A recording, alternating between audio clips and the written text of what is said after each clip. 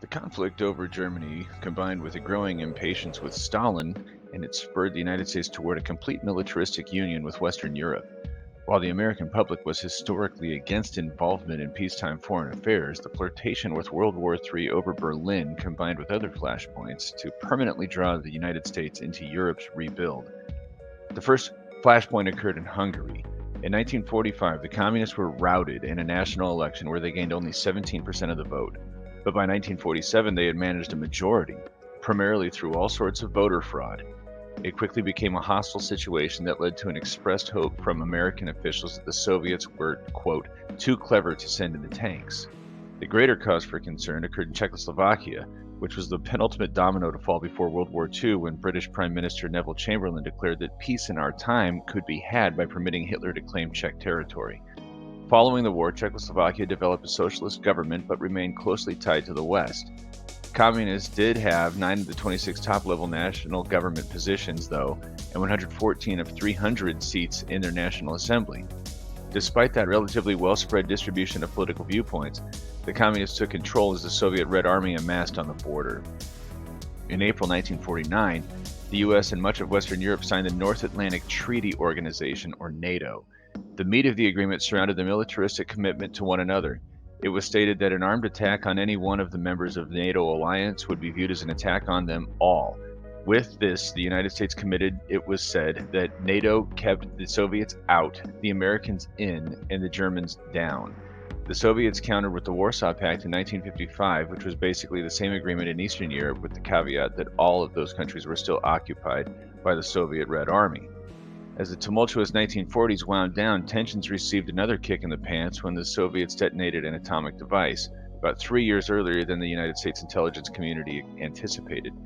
The Americans still had a head start on the arms race, though, as they had 300 atomic bombs and 260 planes capable of delivering them. Still, President Truman ordered intense research into a thermonuclear or hydrogen superbomb. The nuclear arms race was on. In January 1950, Truman ordered a comprehensive investigation into the American foreign and military policies. The conclusions were grim. Prolonged global tension was envisioned as the Soviets continued to pursue territory. Communist expansion was viewed as relentless and aggressive. Mao's triumph in China served as the most recent example of this and demonstrated that the Americans needed an atomic and conventional response on the ready. The problem would be laid out and a solution proposed in National Security Council Paper 68, or NSC 68. Essentially, the case was made that countering communism was almost entirely up to the Americans, and that they would have to remain strategically superior. The biggest issue was cost. Maintaining a war-ready military is expensive, and very few people were willing to buy into the stated need. As one official put it, we were sweating over it, and then, with regard to NSC 68, thank God, Korea came along. The groundwork for the Korean conflict was laid at the end of World War II.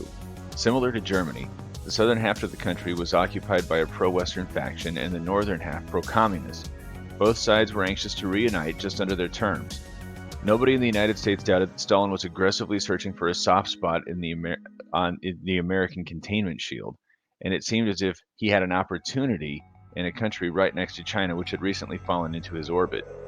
By June of 1950, the North Korean head of state was Kim Il-sung, and he was very anxious for both Mao and Stalin to permit him to invade. While Stalin permitted Mao to provide the go-ahead, it has been since demonstrated that Stalin had given full support through back channels. This was assumed at the time, for after the invasion, Truman was quoted as saying, quote, "If we let Korea down, the Soviets will keep right on going and swallow one piece of Asia after another. Then the Near East would collapse, and no telling what would happen in Europe." Truman sent planes and boats into full-scale action south of the 38th parallel in Korea. At no point did he ask Congress for a declaration of war. He was warned by a senator that it would lead to a long debate and that he should not allow such concerns to tie his hands. By June 30th, General Douglas MacArthur had visited the front in Korea and was suggesting that the U.S. ground forces be sent in. The conflict would eventually swell nearly out of control. MacArthur would successfully attempt an amphibious landing hundreds of miles behind the front line in the north. As the Americans began forcing the North Koreans into a hasty retreat, the Chinese began amassing men at their border with North Korea and warned the Americans to stay far away from China. The U.S. ignored, and eventually 250,000 Chinese troops swarmed southward. It it would become so bad, MacArthur would suggest that atomic weapons were needed for defense.